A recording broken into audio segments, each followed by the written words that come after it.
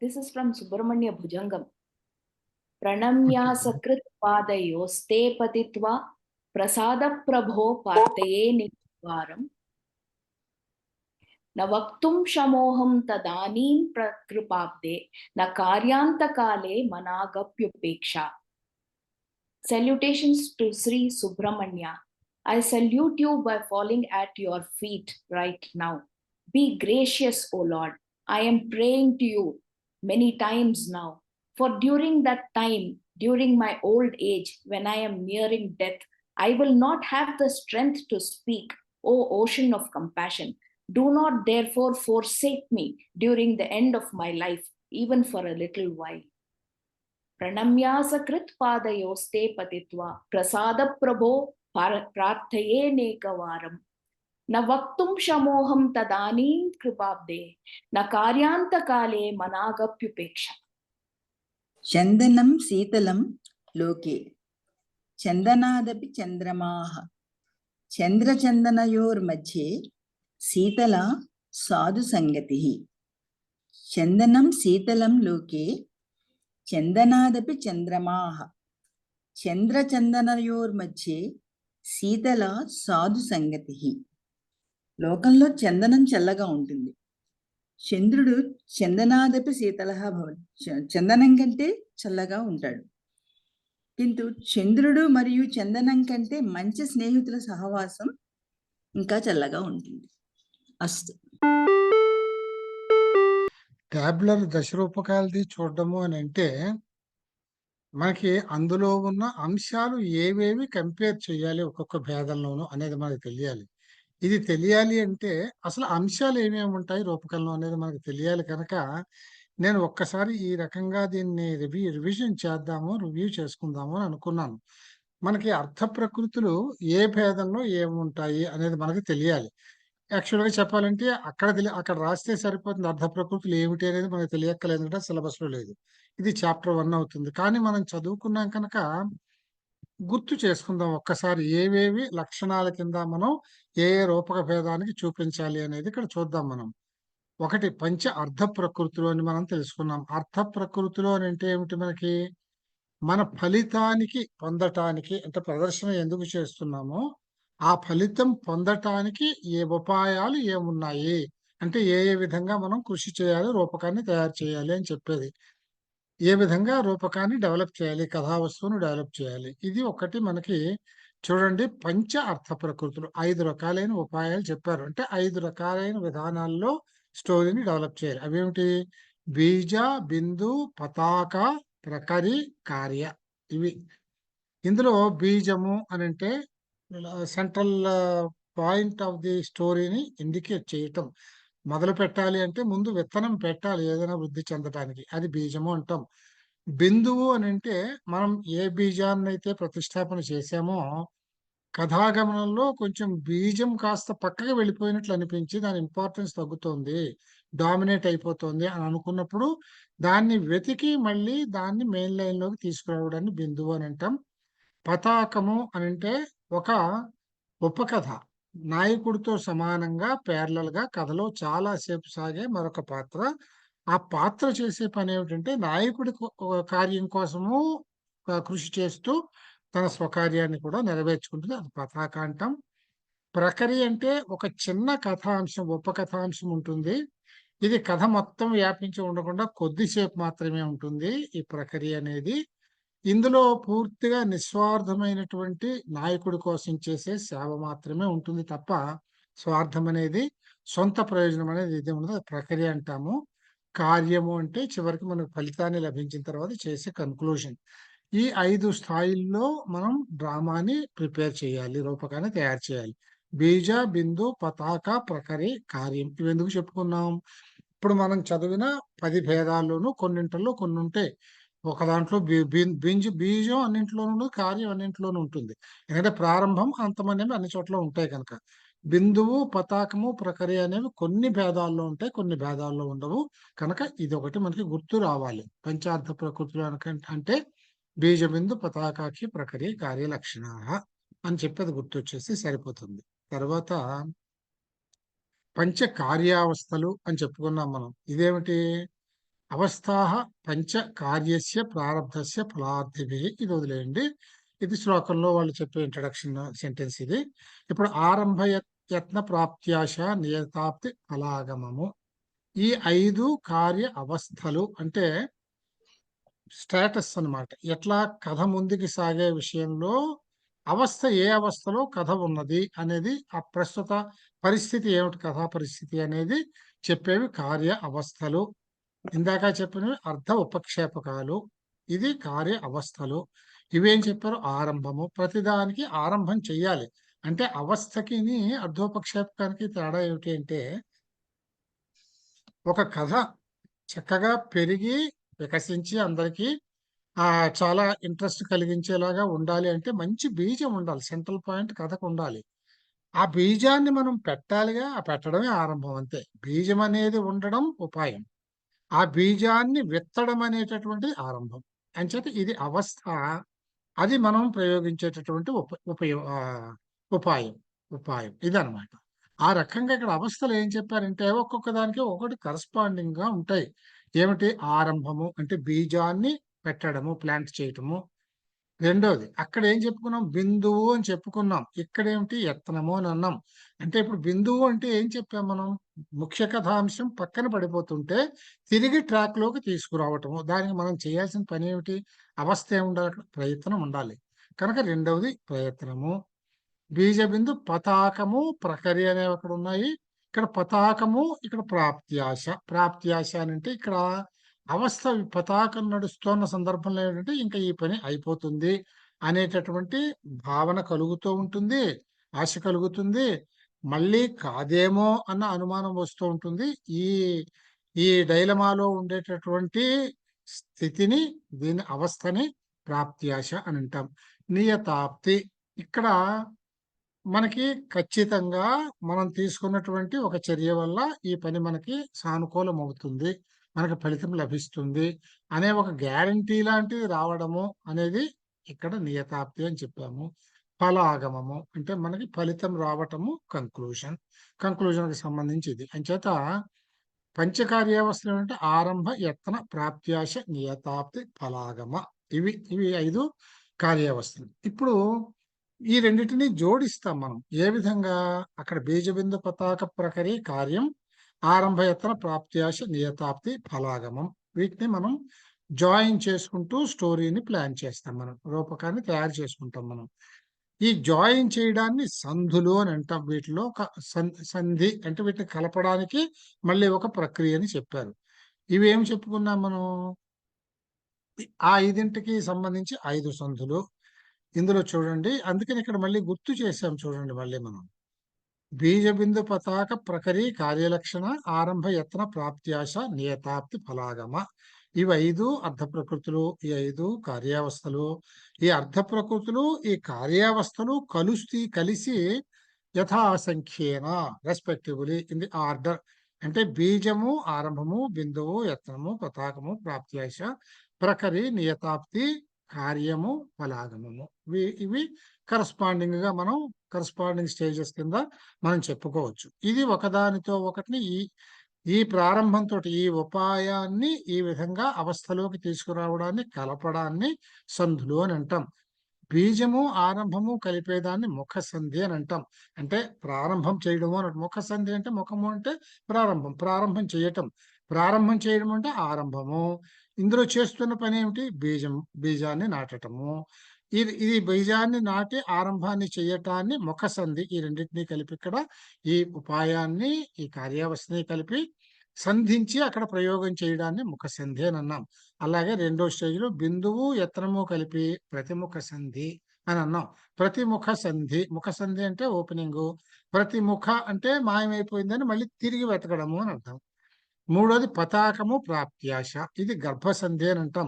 గర్భము అంటే మనకు తెలుసును కదా, మధ్యస్థం అన్నమాట. అంటే మంచి పట్టులో కథ నడిచేటటువంటి ప్రదేశం. ఇంటికి కూడా గర్భము అంటాం, అంటే ముఖ్యమైనటువంటి భాగము అన్నమాట ఇది.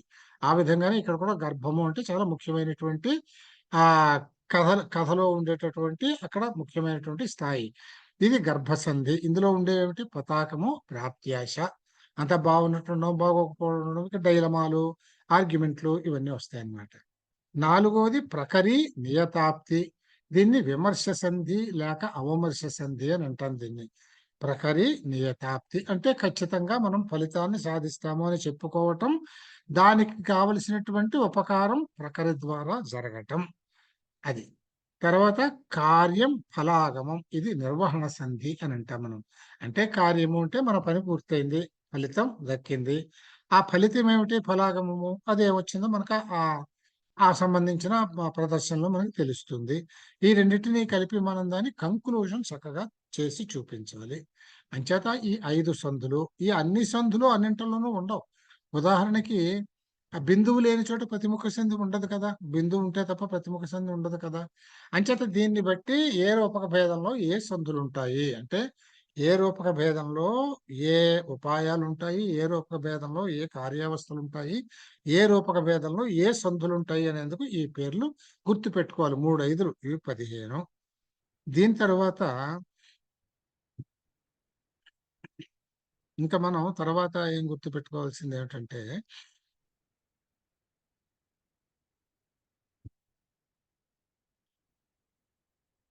ఇంకా ఇప్పుడు అర్థోపక్షేపకాలు అని చెప్పుకున్నాం.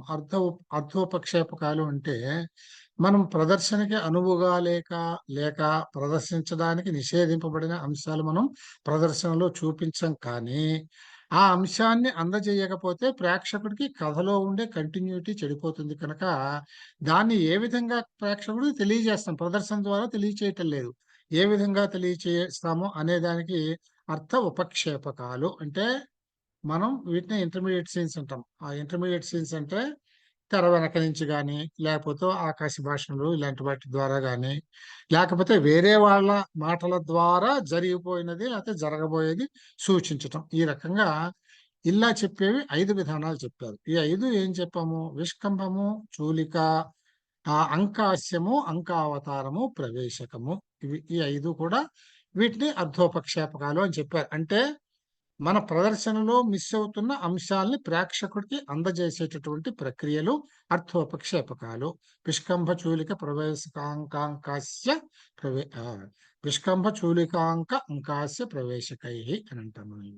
ఇవి కూడా మనం చూసాం. ఇందులో ఏ టైప్ ఆఫ్ రూపక భేదంలో మనం ఏ అర్థోపక్షేపకాన్ని వాడతాము అనేది కూడా మనం ఆ భేదాన్ని బట్టి చెప్పాల్సి వస్తుంది లక్షణాల్లో. కనుక ఇదొకటి మనకి చదువుకున్నాము. ఈ వృత్తులు అనేది ఒకటి ఇంపార్టెంట్. వేరు వేరు రూప భేదాలలో వేరు వేరు వృత్తుల్ని ప్రయోగం చేస్తాం. వృత్తి అంటే ప్రేక్షకుణ్ణి ఉన్ముఖీకరణం చేసేటటువంటి, ప్రేక్షకుణ్ణి సంతోషపెట్టి ప్రదర్శనలో మొదలు కాబోయే ప్రదర్శనలో లీనం చేసే విధానం. ఇది దేన్ని బట్టి ఉంటుంది, వృత్తి అంటే నాయకుడు తన ప్రధాన ప్రవృత్తిలో కనపరిచే స్వభావం.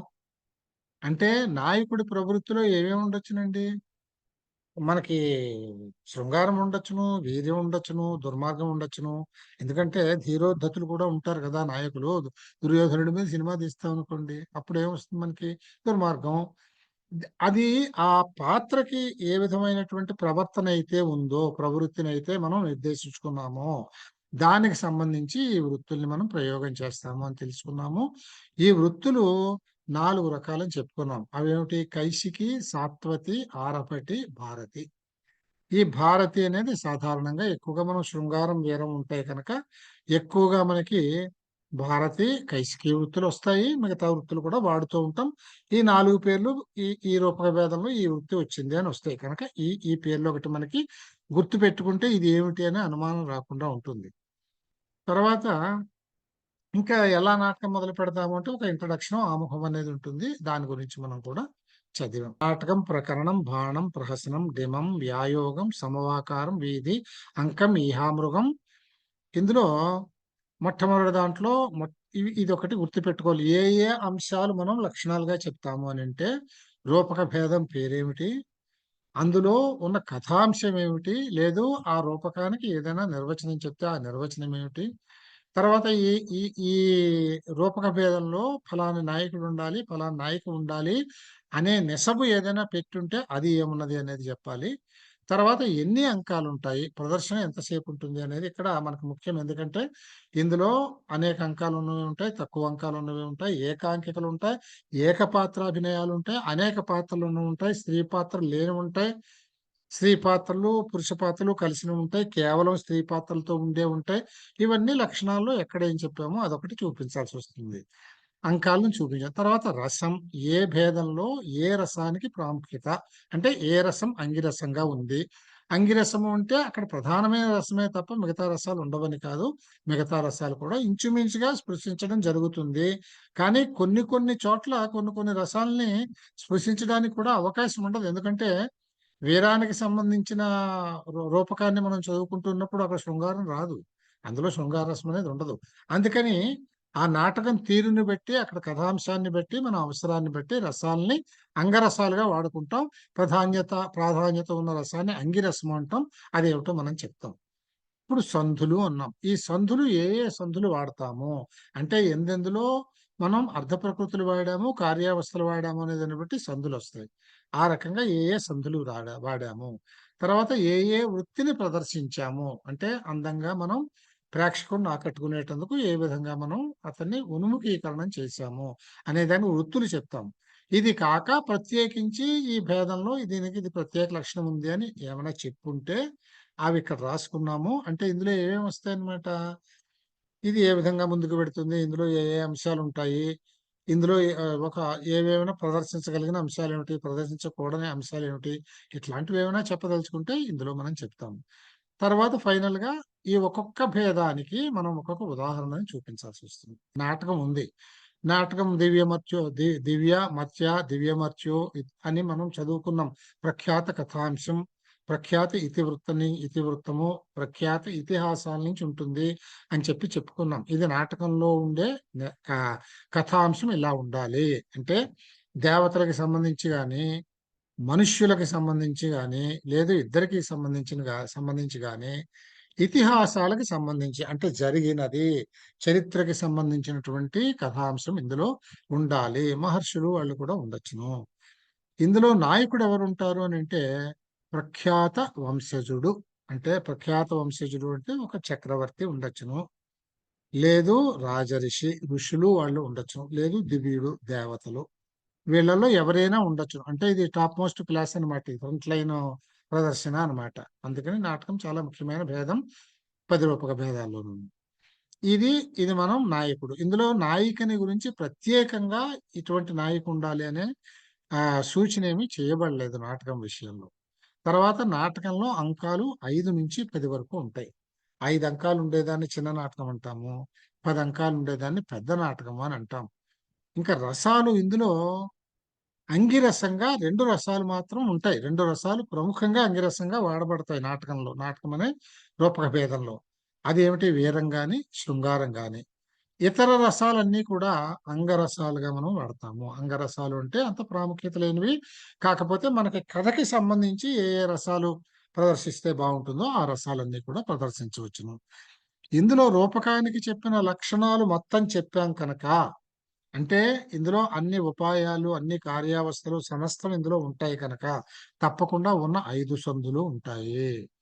5 సంధులు ఉంటాయి. అయితే ఈ ప్రకరీ పతాకము అనేవి మనం వీటికి ఏమని చదువుకున్నాం, ఇది కథలో భాగంగా ఒక ఉపకథగా వెళ్ళేదే గాని ఇది ఒక అవస్థ కాదు, ఇది కార్యావస్థ కాదు, ఇది ఉపాయము కాదు. అంటే అర్ధ ప్రకృతి కాదు, కార్యావస్థ కాదు, కథలో భాగంగా ఒక ఉపకథ నడుస్తుంది. అటువంటి వాటిని పతాకాలు ప్రకరులు అన్నాం కనుక ఇది కథలో భాగంగా నడవాలే తప్ప, మనం రూపకాన్ని తయారు చేసినప్పుడు ఆ రూపకంలో అంతర్భాగంగా ప్రవహించాలే తప్ప దీన్ని కలిపినట్టుగా ఒక సంధి పెట్టి కలిపినట్టుగా ఉండదు. కనుక ప్రకరణి పతాకము ఈ రెండింటిని ప్రదర్శన చేసేటప్పుడు అక్కడ ఏ సంధిని మనం ప్రయోగం చేయము. సంధులు అంటే ముఖ ప్రతిముఖ అవమర్శ నిర్వహణ చెప్పుకున్నాగా 5 సంధులు, గర్భ అవమర్శ నిర్వహణ ఇవి. తర్వాత వృత్తులు 4 వృత్తులు చెప్పుకున్నాం మనం. భారతి, కైసికి, ఆరభటి, ఇంకోటి 4 వృత్తులు చెప్పుకున్నాం. ఈ 4 వృత్తుల్లో ఏవైనా వృత్తులు మనం ప్రదర్శన చేయవచ్చును. అది నాటకంలో భారతీయ వృత్తితోటి, భారతీయ వృత్తి అని అంటే సాధారణంగా వసంత ఋతు వర్ణనం చేసి చక్కగా గానం చేస్తారు. నటి ఆ సూత్రధారుడు వచ్చేటప్పుడు వాళ్ళు ప్రదర్శన చేస్తారు అన్నమాట. సో ఇక్కడ భారతీయ వృత్తిని ప్రయోగిస్తారు నాటకంలో. ఇంకా నాటకంలో ఉండే అంశాలు, రూపకంలో ఉండేవన్నీ చెప్పుకుంటాం. ఇవే నాటకంలోనే ఉంటాయి కనుక ఇవి ఏమేం చెప్పాము, ఒక ప్రారంభం నాంది అంటే కథాంశాన్ని గురించి చెప్పటము, ఏం కథను ప్రదర్శిస్తున్నాము దాని గురించి చెప్పడము. తర్వాత ప్రస్తావన అంటే కూడా నాంది ప్రస్తావన, ఈ రెండింటిని మనం ఇంచుమించుగా ఒక ద్వంద్వ సమాసంగా వాడతాం కదా, నాంది ప్రస్తావన అని. అంటే ప్రారంభం చేయటము అంటే బీజాన్ని చూపించటము, తర్వాత ప్రస్తావన అని అంటే ఆ నాటకం రాసింది ఎవరు, ఆ రచయిత గురించి, ఆ నాటకంలో ఉన్న కథా వస్తువు గురించి, తర్వాత అందులో ప్రదర్శనలో పాలు పంచుకుంటున్న ఆ నటీనటుల గురించి, వాళ్ళ గొప్పతనాలు, సమర్థతల గురించి ఇవన్నీ చెప్తూ ఉంటారు అన్నమాట. దీన్ని నాంది ప్రస్తావన అని అంటాం. తర్వాత మనకి రూపకంలో ఏవైతే ప్రదర్శన యోగ్యత లేనివి అని చెప్పారో అవన్నీ ప్రదర్శింపకూడదు. ఇది మనం నాటకం గురించి రాయాలంటే ప్రదర్శింపరానివి అంటే ఏమిటంటే మనం చెప్పాలి. అంటే ఇక్కడ మీకు ఇది కేవలం ఇండికేటివ్ గానే ఉంటుంది కానీ ఇక్కడ డీటెయిల్స్ ఏమి మనం చెప్పం. ఇది గుర్తు పెట్టుకునేటందుకు అనమాట ఇది, అంతే. ప్రదర్శింపరానివి అంటే మీరంతా చెప్పాలన్నమాట. అంటే భోజనం చేయడము, యుద్ధాలు, విప్లవాలు, లేపనాలు, మేకప్లు, దుస్తులు మార్చుకోవడాలు, ఇవన్నీ ప్రదర్శింపకూడనివి. ప్రదర్శింప తగినవి, అవి కానివన్నీ మిగతావన్నీ ప్రదర్శింపవచ్చును. ఇది ఉదాహరణ ఏం చెప్పామంటే అభిజ్ఞాన శాకుంతలం. నాటకానికి ఉదాహరణ అభిజ్ఞాన శాకుంతలం. రత్నావళి అని రాశాం కానీ యాక్చువల్గా రత్నావళిలో 4 అంకాలే ఉంటాయి. ఇది నాటిక కిందకు వస్తుంది. నాటికను కూడా మనం చెప్పుకున్నాం కనుక ఇక్కడ రాసాం అన్నమాట, నాటకంలో రాసాం. అందువల్ల తప్పేం లేదు. మనకి ముఖ్యంగా ఇవ్వాల్సిన ఉదాహరణ ఇక్కడ అభిజ్ఞాన శాకుంతలం. ఇది 10 అంకాల పెద్ద నాటకం. ఇది కాళిదాసు రాసింది. ఈ రత్నావళి శ్రీహర్షుడు రాసిన నాటిక, 4 అంకాల నాటిక ఇది. ఇది రత్నావళి ఎందుకు రాసామంటే మనం చాలా ప్రక్రియలన్నింటికి ఉదాహరణలన్నీ రత్నావళి నాటకం నుంచే ఇచ్చుకున్నాం కనుక దీని కథ కూడా మనం మొత్తం చెప్పుకున్నాం అందుకని. ఇంకా రెండో భేదం ప్రకరణం. ఇప్పుడు దీన్ని ఇందులో ఈ ఈ అంశాల కింద దీంట్లో చెప్పిన లక్షణాలు ఏంటి అనేది చూసుకుంటూ పైదానికి దీనికి ఎక్కడ తేడా వచ్చింది అనేది గుర్తు పెట్టుకుంటే మనకి ఆ విశ్లేషణతో రాసుకుంటే రాయడం సులభం అవుతుంది. ఉదాహరణకి ఇందులో మనం గురుగారు ఈ నాంది చెప్పండి. ప్రస్థానం ఒకటే సీన్ అండి, 2 సీన్ల కింద ఉంటుందా అది? అంటే ఒకదాని తర్వాత ఒకటండి. నాంది అని అంటే మనకు ముందు తెర వెనకాల పూర్వరంగంలో చేసే పనిని నాంది అంటాం. ఈ ప్రార్థనలు పాఠాలు అవిని. ఆ, తర్వాత సూత్రధారుడు నటి వచ్చి చేసేది ప్రస్తావన అని అంటాం. అప్పుడు స్క్రీన్ తీసి మనకి చూపిస్తారు. ఇక్కడ మళ్ళీ ఇంకొక రకంగా కూడా ఉంటుంది. పూర్వరంగంలో చేసేదాన్ని ప్రార్థన ఒకటి చేసి తీసేస్తే నాంది కూడా చెప్పాలంటే ఓన్లీ సూత్రధారుడు అని ఒకడే వస్తాడు. సూత్రధారుడు నాంది చెప్పేసి ఏ కథ ఏ ప్రదర్శన అనేది ఇంట్రడక్షన్ చేసి అతను వెళ్ళిపోతాడు. వెళ్ళిపోయిన తర్వాత మళ్ళీ సూత్రధారుడు, పారిపార్శ్వకుడు, నటి వీళ్ళు వస్తారు. వీళ్ళు ప్రస్తావన అనేది వాళ్ళ మధ్యన సంభాషణగా సాగుతుంది. అప్పుడు ఆ అమ్మాయి చక్కటి గానం చేస్తుంది. వాళ్ళే అందులో భాగంగానే భారతీయ వృత్తిని ప్రయోగించి సంగీత ప్రదర్శన కూడా చేయడం జరుగుతుంది అన్నమాట. అది అంచేత అది ఆ డ్రామాని బట్టి వాళ్ళు డిసైడ్ చేసుకుంటారు. నాంది ప్రస్తావన విడిగా అయినా ఉండొచ్చు, కలిపైనా ఉండొచ్చు. పూర్వరంగంలో ప్రార్థన మాత్రం తప్పనిసరిగా ముందు అయిపోతుంది. అప్పుడు కట్టెన్ తీయదు వెనకాల. అట్లా చేసి అంతేనండి మీ డౌట్? అంతేనండి. ఓకే. నెక్స్ట్ ప్రకరణం. ప్రకరణం అంటే ఇప్పుడు ఇక్కడ చూడండి, కల్పితం లోక సంశయం. ఇక్కడ ఏం చెప్పుకున్నాం మనం? ఖచ్చితంగా ఇతివృత్తం ఇతిహాసాల నుంచి ఉండాలి. అంటే జరిగిన చరిత్ర ఉండాలి. చరిత్రాంశాలు ఇక్కడ నాటకంలో మనకి ప్రదర్శనలో ఉండాలి. ఎందుకంటే నాటకం ఒక ముఖ్య భేదం, ఇది ముఖ్య రూపక భేదం. ఇందులో చెప్పేది మనకి తప్పనిసరిగా తెలియాల్సింది ఉంటుందండి. చరిత్ర తెలియాలిగా మనకి. రామాయణం ఏం జరిగింది, భారతం ఏం జరిగింది, ఇవి చరిత్రలు. ఇవి కథలు కాదు, పుస్తకాలు కాదు, ఇవి నాటకాలు కాదు. ఇది చరిత్ర. ఈ చరిత్రనే మనకి తెలిసేందుకు ప్రదర్శన చేస్తున్నాము. అంచేత ఇది ముఖ్యమైనటువంటిది కనుక ఇందులో చరిత్రకి సంబంధించిన ఇతిహాసాల నుంచి మాత్రమే కథాంశం ఉండాలని ఇక్కడ చెప్పారు. ఇదేమిటి, ఒక వెరైటీ. ఎంతసేపు చరిత్రేనా? ఇవాళ లోకంలో అనేక విషయాలు జరుగుతాయి. మనం ఏ ఇబ్బంది లేకుండా ప్రశాంతంగా భద్రంగా ఉండాలి అంటే మనకి లోకానికి సంబంధించిన పద్ధతులు ఎలా బ్రతకాలి, బ్రతకనేర్చింతనం అంటాం. అవి తెలియాల్సిన అవసరం ఉంది. అటువంటివన్నీ తెలిపే ప్రక్రియ ప్రకరణము అని అంటాం. ప్రకరణంలో ఏం చెప్పారు ఇక్కడ? ఇతివృత్తం కల్పితం లోక సంశ్రయం. ఇదేం జరిగింది కాదు, కవి సృష్టించినటువంటి ఒక కథ ఇది. ఈ కథకి వస్తువు ఏం తీసుకోవాలి? ఈయన లోకాన్ని సంబంధించినటువంటి, అంటే లోకం పోకడలకి సంబంధించినటువంటి కథని తీసుకుంటాడు ఈయన. ఎందుకని? అది మనకి నాలెడ్జ్. మనం సరైన స్థితిలో హాయిగా మనం జీవించటానికి అవసరం అవుతుంది. ఎందుకంటే ప్రతి ప్రదర్శనకి ఒక ప్రయోజనం ఉండాలి, అంతే. అంటే ఇప్పట్లాగా ప్రదర్శన అనేది, లలిత కళ అనేది పోయి ఇది ఇండస్ట్రీ, ఇది వ్యాపారము అనేటటువంటి దృక్పథం ఇప్పుడు వచ్చింది. అప్పట్లో అది లేదుగా. వీటి ద్వారా కూడా ఒక మెసేజ్ ఉండాలి, సమాజానికి ఒక మంచి జరగాలి, ఒక మంచి మాట చెప్పాలి, ఒక ప్రయోజనం చేకూరాలి ఈ ప్రదర్శన వల్ల అని చేసేవారు అనమాట. అంచేత ఇక్కడ లోకానికి సంబంధించిన విషయానికి సంబంధించి కల్పిత కథ ఇందులో ఉంటుంది. ఇక్కడ ఇతివృత్తానికి సంబంధించి ఉంటుంది అన్నమాట. ఇందులో ఇక్కడ దివ్యులు మర్త్యులు అంటే వాళ్ళకి సంబంధించింది ఉండాలి.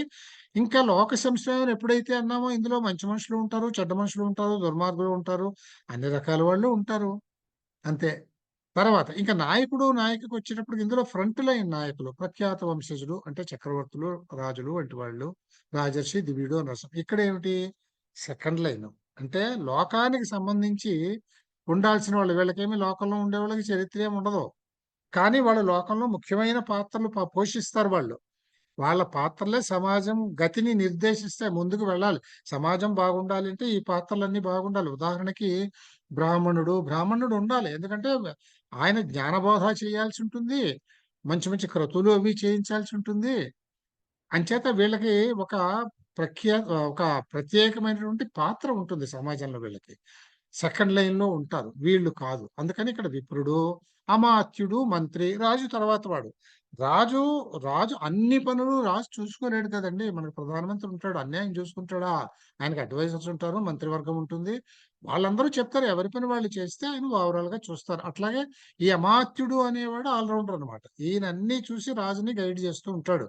రాజును కాపాడుకునేవాడు అమాత్యుడు, ప్రజల్ని కాపాడేవాడు రాజు. అది అమాత్యుడు. తర్వాత వణిజుడు అంటే వ్యాపారస్తుడు, వ్యవసాయదారుడు, ఎవరినైనా అనుకోండి మీరు. వీళ్ళు ఉండాలి కదా, వీళ్ళు కూడా సెకండ్ లైన్ లోకి వస్తారు. అంటే వ్యాపారము, వ్యవసాయము అంటే ప్రొడక్టివిటీ లేకుండా అసలు సమాజమే ఉండదుగా. అంచేత ఇటువంటి వాళ్ళు ఈ ప్రకరణంలో నాయకులుగా ఉంటారు. ధీరశాంతుడు అంటే ప్రశాంతంగా, వీళ్ళందరూ కూడా ధీరశాంతుడు అని అంటే ఏ విధమైన పెట్రబెన్స్ లేకుండా ప్రశాంతంగా వాళ్ళ కర్తవ్యాన్ని వాళ్ళు నిర్వహించేవాళ్ళు, వాళ్ళ బాధ్యతల్ని వాళ్ళు నెరవేర్చేవాళ్ళుగా వీళ్ళు ఉంటారు. ఇందులో నాయికలు, ఇక్కడ నాయిక గురించి చెప్పలే, ఎందుకంటే ఇక్కడ నాయకుడే ముఖ్యం. చరిత్ర గురించి చెప్తున్నాం కనుక ఇక్కడ నాయికని చెప్పారు. ఎందుకంటే ఇది లోకరీతుల్లో నాయకులు అంటే హీరోయిన్స్ ఎవరు ఉంటారండి? 2 రకాలు ఉంటారు. ఉంటే కులజ ఉంటుంది, మంచి పతివ్రత క్యారెక్టర్ఫుల్ అమ్మాయి ఉంటుంది. లేదు వేశ్య ఉంటుంది. అంటే వేశ్య అంటే క్యారెక్టర్ లేనిదని కాదు, అది కూడా ఒక వృత్తే. ఆ వృత్తికి కూడా ఒక గుర్తింపు ఉంది. అందులో ఆ రోజుల్లో తప్పు లేదు, అది అడ్మిటెడ్. అది అయితే వేశ్యలందరూ వృత్తి చేస్తారా? కాదు. అంటే ఆ వంశంలో, ఆ కుటుంబాల్లో పుట్టిన వాళ్ళని వేశ్యలుగానే చూస్తారు తప్ప, ఆ వేశ్యల్లో కూడా పాతివ్రత్యాన్ని నిర్వహించుకునే వాళ్ళు, మంచి క్యారెక్టర్ఫుల్ గా ఉండి ఇటువంటి వృత్తిలోకి దిగిన వాళ్ళు అందులో కూడా ఉంటారు. అంచేత వేశ్య అనగానే చెడ్డ క్యారెక్టర్ అనుకోవడానికి అవకాశం లేదు. చెడ్డ క్యారెక్టర్లు ఉన్న కథలు కూడా ఉంటాయి, ఉండవని కాదు. అన్ని చెడ్డ క్యారెక్టర్లు కాదు. అంటే మంచి క్యారెక్టర్ ఉండొచ్చు, అంటే కుల స్త్రీ ఉండొచ్చును. ఇవి తప్పనిసరిగా మంచి క్యారెక్టర్ ఉంటుంది. కుల స్త్రీ, వేశ్య, ఏ రకమైన వేశ్యలైనా ఉండొచ్చు. దాన్ని బట్టి కథ ఎలా నడుస్తుంది, కథను ఎలా నడిపిస్తాము అనేది డిసైడ్ అవుతుంది. కొన్ని చోట్ల ఇద్దరూ ఉంటారు, ఈవిడ ఉంటారు, ఇద్దరు ఉంటారు. ఇది నాయకుడు నాయిక గురించి.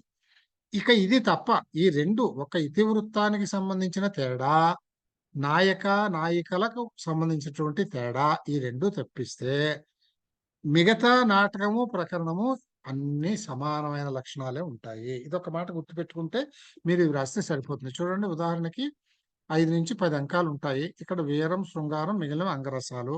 ఇక్కడ శృంగారమే ప్రకరణం, అంటే శృంగారమే చెప్పాం మనం. ఇక్కడ వీరం కూడా ఉన్నా తప్పేమీ లేదు. అంచేత మనం ఇవన్నీ కూడా నాటకంలో ఉన్నట్లే ఉంటాయి అని చెప్తాం కనుక ప్రకరణంలో కూడా రాయొచ్చును. కానీ ప్రముఖంగా శృంగారం ఉంటుంది. సంధులు ఇక్కడలాగే 5 సంధులు వాడతాము. ప్రకరీ పతాకాల్లో సంధి ఉండదు. అది ఇందాక చెప్పుకున్నాం. అదే లాజిక్ ఇక్కడ కూడాను. వృత్తులు ఇక్కడ భారతీయే, ఇక్కడ భారతీయే. తర్వాత ఇంకా ఇతర స్పెషల్ పాయింట్లు ఇందులో నాంది ప్రస్తావన ఏమి ప్రదర్శింపకూడదు, ఏమి ప్రదర్శించవచ్చును అనేవి మనం చదువుకుని డీటెయిల్స్ అన్ని నాటకానికి గురించి ఎస్ఏ క్వశ్చన్ వస్తే ఇవి రాయాల్సి వస్తుంది డీటెయిల్స్ అన్నిని. ఇక్కడ కూడా ఏమిటంటే దానికి ఉన్నట్లే నాంది ప్రస్తావన ఉంటుంది, కానీ ఇక్కడ ఒక అడిషనల్ లక్షణం ఒకటి రాస్తాం. ఏమని, ఇందులో నాయిక గురించి ఏమీ లేదు కనుక ఏమీ రాలేదు, కానీ ఇక్కడ నాయికలో తేడాలు ఉన్నాయి కనుక ఇప్పుడు కులజ గాని నాయిక, ఒకే ఒక నాయిక ఒక కుల స్త్రీ నాయికగా ఉంటే దానిని శుద్ధ ప్రకరణము అని అంటాం. అలా కాకుండా ఒక వేశ్య ఒక్క ఆమె నాయికగా ఉంటే దాన్నే శుద్ధ ప్రకరణమే అంటాం. శుద్ధము అంటే ఒకే ఒక క్యారెక్టర్, ప్యూర్ గా ఒక క్యారెక్టర్ మీద నడుస్తుంది అంతే. అది కులజ కావచ్చును, వేశ్య కావచ్చును. వీళ్ళిద్దరూ కలిసి ఉంటే, అంటే ఒకే రూపకంలో వీళ్ళిద్దరు పాత్రలు కూడా ఉంటే దాన్ని సంకీర్ణ ప్రకరణము అని అంటాం. ఈ లక్షణం దీనికి ప్రకరణానికి ఎక్స్ట్రా రాయాల్సి వస్తుంది. ఇది ఒక ఎక్స్ట్రా లక్షణం వస్తుంది. అంటే నాయికని బట్టి ప్రకరణంలో భేదాలు ఉంటాయి. అవి 2 భేదాలుగా చెప్పారు. శుద్ధ సంకీర్ణాలు కేవలం కులజ గాని కేవలం వేశ్య గాని నాయకులుగా ఉంటే వాటిని శుద్ధ ప్రకరణం అంటాము. ఈ రెండు రకాల పాత్రలు కూడా నాయకులుగా ఉంటే దాన్ని సంకీర్ణ ప్రకరణం అంటాము అని చెప్పాలి. ఇందులో దీనికి ఉదాహరణలు ఏమిటంటే మృచ్ఛకటికం, మాలతీ మాధవం, పుష్పపూరితం, శారిపుత్ర ప్రకరణం. ఇవి ఎందుకు రాశామంటే, ఇన్నెందుకు రాశానంటే ఈ మృచ్ఛకటికము అనే దాంట్లో వీళ్ళు ఇద్దరు ఉంటారు, కులజ వేశ్య వీళ్ళిద్దరూ కూడా, ధూతాంబ అండ్ వసంతసేన వీళ్ళిద్దరూ కూడా ఇందులో ఉంటారు. అంచేత ఈ మృచ్ఛకటికం అనేది సంకీర్ణ ప్రకరణానికి ఉదాహరణ అవుతుంది. ఈ మాలతీ మాధవంలో ఓన్లీ కులస్త్రీ ఉంటుంది, ఇది శుద్ధ ప్రకరణము. పుష్పభూషితం, ఇందులో వేశ్య ఉంటుంది, అంచేత దీన్ని మనం శుద్ధ ప్రకరణం అని చెప్తాము. అలాగే ఇవన్నీ ఉదాహరణలు ప్రకరణాలకి. తర్వాత బాణము, ఈ కథాంశం చూసినప్పుడు వెరైటీ చూడండి. ఇది చరిత్ర, ఇది లోకరీతులు, ఇది ధూర్తుడికి సంబంధించినటువంటి ప్రక్రియ. ఇది ఇలా రకరకాల ఈ 10 రకాల్లోనూ ఆ కథాంశాన్ని బట్టి భేదాలు ముఖ్యంగా వస్తాయి అన్నమాట. ఈ కథాంశాన్ని బట్టి నాయకులు మిగతా లక్షణాలు, అంకాల్ని బట్టి వాటి లక్షణాలు, సంధులు అవన్నీ వస్తాయి. కనుక ఇక్కడ బాణంలో ఇది చెప్పుకున్నాం. ఇక్కడ ఇందులో ఏం చెప్పాము, ఇక్కడ ప్రత్యేకించి నాయకుల గురించి ఏమీ మనకి చెప్పలేదు.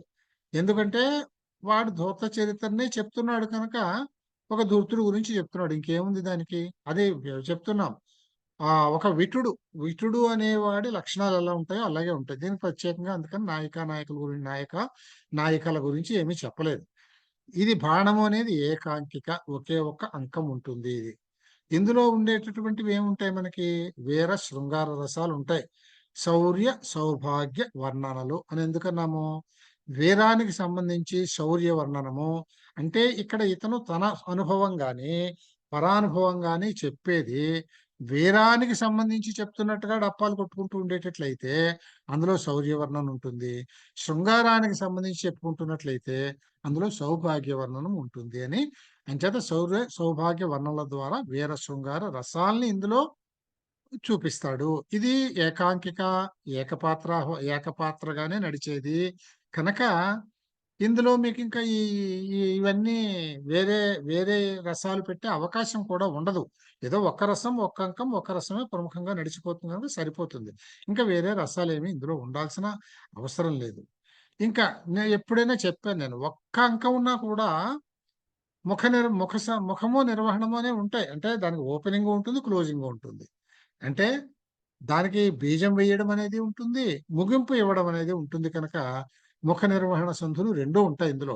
ఒక్కటే అంకం కనుక ఇంకా వేరే సంధులు అవకాశమే లేదు. ఇక్కడ ఒకటే అంకం ఇది, అందుకని ఉంటాయి. ఇది కాకుండా లాస్యాంగాలు 10 ఉంటాయి. ఈ లాస్యాంగాలు ఏమిటి అనేది మనం కేవలం తెలుసుకునేందుకు చదివాము, దీని డీటెయిల్స్ ఏమీ అక్కర్లేదు. 10 లాస్యాంగాలు ఉంటాయి అని గుర్తుపెట్టుకుంటే సరిపోతుంది.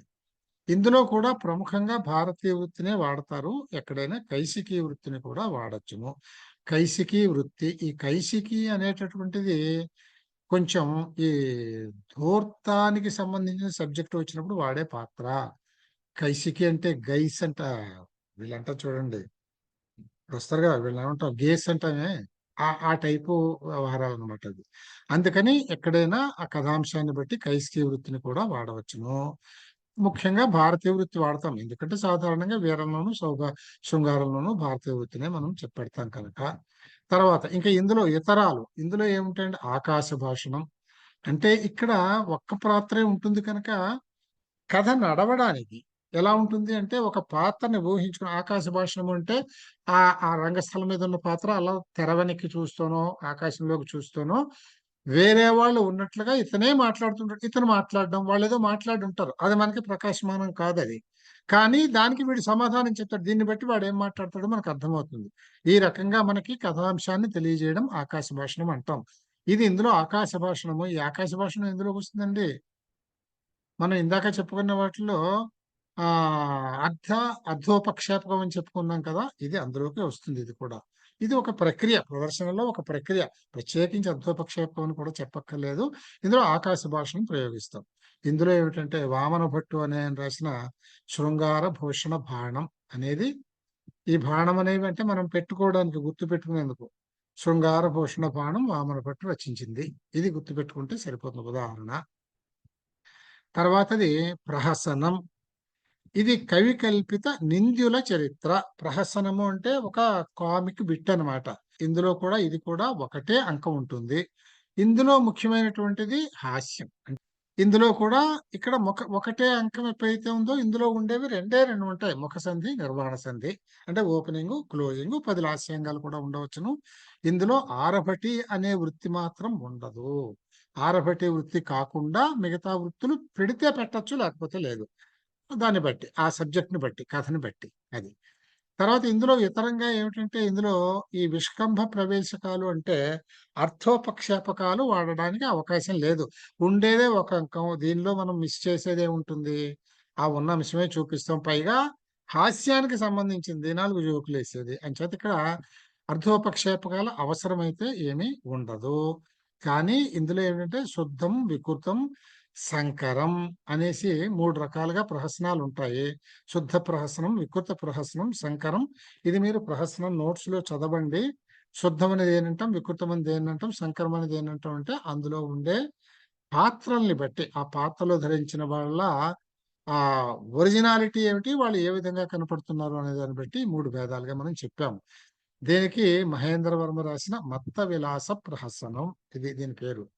వాళ్ళ పేర్లు కూడా అలాగే పెట్టాలండి గుర్తుండేలాగా. మత్త విలాస ప్రహసనం. మత్త విలాస అంటే అర్థమవుతుందిగా మీకు, ఏదో మంచిగా తాగుబోతు వాళ్ళ గురించిన ఒక తమాషా జోకులకి సంబంధించిన ఒక కామెడీ రూపకం అన్నమాట ఇది. తర్వాత దిమము. దిమము అంటే మళ్ళీ ఇక్కడ ఇతివృత్తం, ప్రఖ్యాతం. ప్రఖ్యాతం అంటే ఏమిటంటే ప్రజాబాహుళ్యంలో అందరికీ పరిచయమైనది అయి ఉండాలి. ముఖ్యంగా ఇది ఆ ప్రఖ్యాత గ్రంథాలుకి సంబంధించిన స్క్రిప్చర్స్ లో నుంచి ఉండాలి. ప్రఖ్యాత ఇతివృత్తము అని అందుకని అన్నాను దీన్ని. ఇందులో నాయకులు ఎంతమంది ఉంటారు అంటే 16 మంది నాయకులు ఉంటారు. దేవగంధర్వ, యక్ష, రాక్షస ఈ రకమైనటువంటి పాత్రలకి సంబంధించి ఒక 16 మంది నాయకులు ఉంటారు. ఇందులో 4 అంకాలు ఉంటాయి. ఇందులో మీరు చూడండి, ఇందులో ఉండేవాళ్ళు ఎవరండి? దేవతలు, గంధర్వులు, యక్షులు, రాక్షసులు ఇలాంటి వాళ్ళు ఉన్నారు అని అంటే అర్థం ఏమిటండి? హాస్యం, శృంగారం, శాంతం అనే ఉండవు. వీళ్ళందరూ తీవ్రమైనటువంటి ప్రవృత్తి కలిగిన పాత్రలు కదా ఇవి. అంటే ఇందులో హాస్యం ఉండదు, శృంగారం ఉండదు, శాంతము ఉండదు. మిగతా రసాలన్నీ ఇందులో ఉండొచ్చును. మిగతా రసాలు ఏవైనా కానీ ఇందులో ఉండొచ్చు. తర్వాత సంధి, విమర్శ సంధి కాక మిగిలినవి, అవమర్శ సంధి కాక మిగిలిన సంధులు ఉంటాయి. మిగిలిన 3 సంధులు ఇందులో ఉండొచ్చు. తర్వాత మిగిలిన 4 సంధులు ఇందులో ఉండొచ్చు. ఈ వృత్తుల్లో కూడా కైసికీ వృత్తి కాక మిగతా 3 వృత్తులు ఇక్కడ ఉండొచ్చు. నాంది, ప్రస్తావన ఉంటాయి. ఎందుకంటే ఇది కొంచెం 4 అంకాలు అంటే పెద్దదే కదా, ఒక నాటకానికి కొంచెం తక్కువ. అందుకని దీనికి నాంది, ప్రస్తావన అవసరం అవుతాయి కనుక ఈ భేదంలో నాంది, ప్రస్తావన ఉంటాయి. దీనికి వత్సరాజు, త్రిపుర విజయం. తరువాతది వ్యాయోగం, ఇతివృత్తం, ప్రఖ్యాతం. ఇది కూడా అంతే. ప్రఖ్యాత ఇతివృత్తము అని అంటే మనం స్క్రిప్చర్స్ అంటే ఎస్టాబ్లిష్డ్ గ్రంథాల్లో నుంచి తీసుకున్నటువంటిది అయి ఉండాలి. ఇందులో ప్రఖ్యాతులు, ఉద్ధతులు, ధీరోద్ధతులు. అంటే ప్రఖ్యాతం ఉద్ధతులు, ధీరోద్ధతులు అని రాయకూడదు. నేను ఉదాత్తులు, ధీరోద్ధతులు అని ఉండాలి. ప్రఖ్యాతమైన వాళ్ళు ఉండాలి, ఉదాత్తమైన వాళ్ళు ఉండాలి, ధీరోద్ధతులు అంటే ధీరోదాత్తులు, ధీరోద్ధతులు. ధీరోదాత్తుడు అంటే మంచి నాయకుడు, మంచి నాయకుడు, కథానాయకుడు. ధీరోద్ధతులు అంటే దుర్మార్గుడు అని నాయకుడు, కొంచెం డంబాలు కొలుపునే నాయకుడు అనమాట. సో ఈ రకమైన వాళ్ళు ఇందులో నాయకులుగా ఉంటారు. ఇది కూడా ఒకే ఒక అంకం ఉంటుంది ఇందులో. ఇది కూడా మనకి హాస్య శృంగార శాంతరసాలు తప్ప, అంటే డెమన్లాగే దీనికి లక్షణాలన్నీ ఉన్నాయి. ఇందులో అవమర్శ సంధి కాకుండా గర్భసంధి కూడా ఉండదు. ఇందులో వృత్తి కూడా కైశికి తప్ప మిగిలిన వృత్తి ఉండొచ్చును. ఇందులో ఏమిటి, నాంది ప్రస్తావన చెబుతారు, నాంది ప్రస్తావన చేస్తారు ప్రదర్శనకు ముందు. అయితే ఇందులో ఉండే కథాంశంలో ముఖ్యం ఏమిటంటే యుద్ధం ఉంటుంది ఇందులో, కానీ అది స్త్రీ కోసం కాని యుద్ధం అయి ఉండాలి. ఒకవేళ యుద్ధం ఉండి ఉంటే స్త్రీ కోసం కాని యుద్ధం ఉండి ఉండాలి. దీని ఉదాహరణ ఏం చెప్పామంటే విశ్వనాథుని సౌగంధికాపహరణము అని చెప్పి మనం చెప్పాం. ఇదే కాకుండా భాసుడి మధ్యమ వ్యాయోగం అని ఒకటి కూడా ఉంది, అది కూడా వ్రాయవచ్చని గుర్తుపెట్టుకుంటే. భాసుడి మధ్యమ వ్యాయోగం అది కూడా మనం సమవాకారము. సమవాకారం అంటే దేవాసుర సంబంధ ప్రసిద్ధ ఇతివృత్తం. ఇది కూడా దేవతలకి లేక అసురులకి సంబంధించిన ప్రసిద్ధమైన ఇతివృత్తమైన అయి ఉండాలి. ఇందులో దేవతలు దానవులు 12 మంది ప్రఖ్యాతులు ఉంటారు, నాయకులు 12 మంది నాయకులు ఉంటారు. ఈ 12 మంది నాయకులు ఎవరి ఫలితం కోసం ఆ పాత్ర ఉంటుంది అంతే. వీళ్ళందరూ ఒక కంబైన్డ్ ఫలితాన్ని సాధించాలి అని ఆ రూపకం ఉద్దేశం కాదు అన్నమాట. ఇందులో 3 అంకాలు ఉంటాయి. ఇందులో వీరం, ముఖ్యంగా వీరం, దేవతలు అసురులు అంటే వీరరసం ఎక్కువగా ప్రధాన రసంగా ఉంటుంది, అంగిరసంగా ఉంటుంది. మిగిలిన రసాల్ని అవసరాన్ని బట్టి అంగరసాలుగా వాడుకోవచ్చు. 3 అంకాలు ఉన్నాయి కనుక ఇతర రసాలని కూడా ప్రదర్శన చేయాల్సిన అవసరం వస్తుంది. అంటే ప్రేక్షకులకు కూడా మనోటనస్గా ఒకే రాగంతో బాధేస్తుంటే విసిగెత్తిపోతారు వాళ్ళు. అంచేత కొంచెం చేంజ్ అన్నీ ఉండాలి. తర్వాత ఇందులో అవమర్శ సంధి ఒకటి తప్ప మిగిలిన 4 సంధులు ఉండొచ్చును. ప్రథమాంకంలో ముఖ ప్రతిముఖ సంధులు. ఇందులో ఎందుకు చెప్పారంటే 3 అంకాలు కనుక మామూలుగా పెద్ద నాటకాల్లో అయితే ఒక్కొక్క సంధి ఒక్కొక్క అంకము 2 అంకాల పాటు నడుస్తుంది. ఇక్కడ ఉన్నవి 3. ఇక్కడ కాకపోతే ఏమిటంటే మనం సంధులు వాడుతున్నాం కనుక 4 సంధులు వాడుతున్నాం కనుక ముఖ సంధి ప్రతిముఖ సంధి ఒక మొట్టమొదటి దాంట్లోనే ప్రథమాంకంలోనే ఉండిపోతాయి. ఇందులో బిందు ప్రకాశకాలు ఉండవు. వీధి అంగాలు ఉంటాయి. వీధి అంగాలు ఎప్పుడు కూడా మనకి ఆముఖం ఉంటుంది ఇందులో. అంటే ప్రస్తావనలోనే ఆముఖాన్ని వాడతారు కనుక ఆముఖానికి వీధి అంగాలే వాడతాం కనుక వీధి అంగాలు ఉంటాయి. ఇందులో బిందు ప్రకాశకాలు ఉండవు. బిందు ప్రకాశకాలు అంటే మనం ఇందాక చెప్పుకున్నాం కదా, ఈ ప్రకాశకం అంటే పొడుగుతా వచ్చే కదా. బిందువు అని అంటే కథాంశం జారిపోవడం మళ్ళీ పట్టుకోవడం ఇలాంటివన్నీ ఇందులో ఏమి ఉండవు. కేవలం 3 అంకాల కథ కనుక ఇవి ఇందులో ఉండవు. ఇది మాత్రం వీధి అంగాలు మాత్రం ఉంటాయి, ఎందుకంటే ఆముఖం ఉంటుంది కనుక. వృత్తులు అన్ని వృత్తులు ఇందులో ప్రయోగం చేయొచ్చును. దీనికి ఆముఖం ఉంటుంది, అందుకే ఇక్కడ వీధి అంగాలు ఉంటాయి అనే విషయం ఇక్కడ వచ్చింది. ఇందులో ముఖ్యంగా ఏముంటాయి, 3 కపటాలు, 3 శృంగారాలు, 3 ఉపద్రవాలు. ఇందులో మనం వస్తు కపటము ఇవన్నీ మనం చెప్పుకున్నాం. స్వాభావిక కపటము, వస్తు కపటము. ఈ కపటాలు ఏమిటి, 3 రకాల శృంగారాలు ఏమిటి, శృంగారాలు 3 రకాలు ఏం చెప్పుకున్నాం మనం ఎప్పుడు కూడా, ధర్మార్థ కామాలు అని చెప్పుకున్నాం. ఉపద్రవాలు వీటిని విద్రవాలు అని మనకి టెక్స్ట్ లో చెప్పారు, అవే ఉపద్రవాలు. ఇది కూడా మనం చదువుకున్నాం. ఇది కొంచెం అక్కడ చదువుకున్నది గుర్తుపెట్టుకుని కొంచెం దీన్ని ఎక్స్పాండ్ చేసి రాయాలన్నమాట. భాసుడి పంచరాత్రము అనేది దీనికి ఉదాహరణగా చెప్పారు. తర్వాత వీధి. వీధి అని అంటే ఇది బాణంలో లాగే ఉంటుంది. ఇందులో నాయిక సామాన్య చాలా టైం అయిపోయిందా, ఓకే 8 అయిపోయిందండి. రామ్ గారు ఇది కాస్త పూర్తి చేసేస్తాను, మీరు వేరే మీ మీటింగ్ వెళ్ళిపోవచ్చు ప్లీజ్. సారీ, ఇది పూర్తి చేసేద్దాం, రేపు మనం అది మొదలు పెట్టుకుందాం అందుకని. తర్వాత అనురాగవతి అయిన సామాన్య స్త్రీ లేక పరకీయ నాయిక ఇందులో నాయికగా ఉంటుంది. ఒకటే అంకం ఉంటుంది. శృంగారం ఇందులో ప్రధాన రసంగా ఉంటుంది, అంగిరసంగా ఉంటుంది. మిగతా రసాల్ని మనం స్పృశిస్తాము. ఇందులో ముఖ నిర్వహణ సంధులు ఇవన్నీ కూడా ఒక్క అంకం ఉండే వాటికి ముఖ నిర్వహణ సంధులే ఉంటాయి. ఇందులో కైస్కీ వృత్తి వాడతాము. ఇందులో మనం వీధి అనేదానికి వీధ్యంగాలు అని ఆముఖానికి కూడా వీధ్యంగాలే ఉంటాయి అని అక్కడ వీధి అనేది మనం అక్కడ భారతీయ వృత్తిలో కూడా ఒక భాగంగా చెప్పుకొని భారతీయ వృత్తిలో కూడా వీధ్యంగాలు ప్రదర్శన చేస్తారని చెప్పుకున్నాం. కానీ అక్కడ ఆముఖంలో వీధిని మనం చదవకుండా రూపక భేదం కింద చదివాం కనుక దీనికి 13 అంగాలు ఉంటాయి. ఇది కూడా మనం చదువుకున్నాము. ఇది ఏకపాత్రాభినయం కాదు, ఏకాంకిక మాత్రమే. అయితే ఏకపాత్రాభినయము కావచ్చు, లేదు 2 పాత్రలైనా ఉండొచ్చు, అంతేగాని అంతకంటే ఎక్కువైతే ఉండవు. ఇది రావిపాటి వారి ప్రేమాభిరామం అనేది దీనికి ఉదాహరణగా చెప్పారు. తర్వాత అంకం తర్వాతది అంకము, ఇది కూడా ప్రఖ్యాత ఇతివృత్తము. ఇందులో దివ్య పురుషులు కాక వేరెవరైనా కానీ ఇందులో నాయకులుగా ఉండవచ్చును. ఒకటే అంకము. ఇందులో ముఖ్యమైనటువంటిది కరుణరసం. ఈ కరుణరసంలో ఇందులో కరుణరసం ఎప్పుడు వస్తుంది? ఏదైనా బాధ కలిగినప్పుడేగా కరుణరసం ఉండేది. అంచేది ఇందులో యుద్ధం ఉండదు, కానీ యుద్ధం తర్వాత ఘటనలకి సంబంధించిన ప్రదర్శన చేస్తారు. యుద్ధం అయిపోయిన తర్వాత అందరి బాధల్ని చూపించేటటువంటిది ఇందులో కథాంశంగా ఉంటుంది. అందుకని ఇందులో కరుణరసం ప్రముఖంగా ఉంటుంది. ఇంక ఇందులో వేరే రసాలు ఉండే అవకాశం కూడా లేదు, ఒక్కటే అంకం. దీనికి ఉదాహరణగా ఉన్మత్తరాఘవం శర్మిష్ఠ ఏయాతి అనేది దీనికి మనం చూపించాం. ఆఖరి భేదం ఈహామృగము. ఇది ఎటువంటి కథా వస్తువైనా ఉండవచ్చును. ఇందులో దివ్య పురుషులు ఉంటారు. ఇది ఇక్కడ ముఖ్యంగా స్త్రీకి సంబంధించిన యుద్ధం ఈ ప్రదర్శనలో ఉంటుంది. ఇందులో 4 అంకాలు ఉంటాయి. స్త్రీకి సంబంధించిన యుద్ధము అనగానే శృంగారమే ప్రధాన రసంగా ఉంటుంది, అంగిరసంగా. ఇందులో ఉద్ధత పురుషులు ఉంటారు. యుద్ధం వచ్చింది అంటే ఓ ఉద్ధతుడు ఉన్నట్టే అక్కడ, కనుక ఉద్ధత పురుషులు ఉంటారు. ఇందులో సంపేట విద్రవ సంక్షోభాలు అంటే స్త్రీలని బాధ పెట్టడం, అంటే ఎత్తుకుపోవటం, కిడ్నాప్లు, రేపులు, వ్యవహారాలు, కొట్టడాలు ఇవన్నీ ఉంటాయన్నమాట. ఇటువంటి అంశాలన్నీ ఇందులో ఉంటాయి. ఇది ఒక దివ్య పురుషుడు తన దివ్య స్త్రీ కోసం యుద్ధం చేయటము.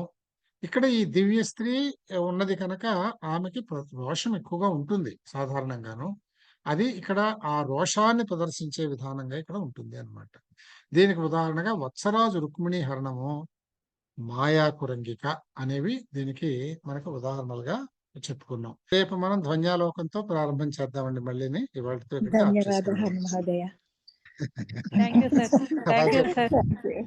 ఓకేనండి. Thank you. Will close it. Good night. Will meet tomorrow. Good night sir. Right. Thank you sir. నమస్తే.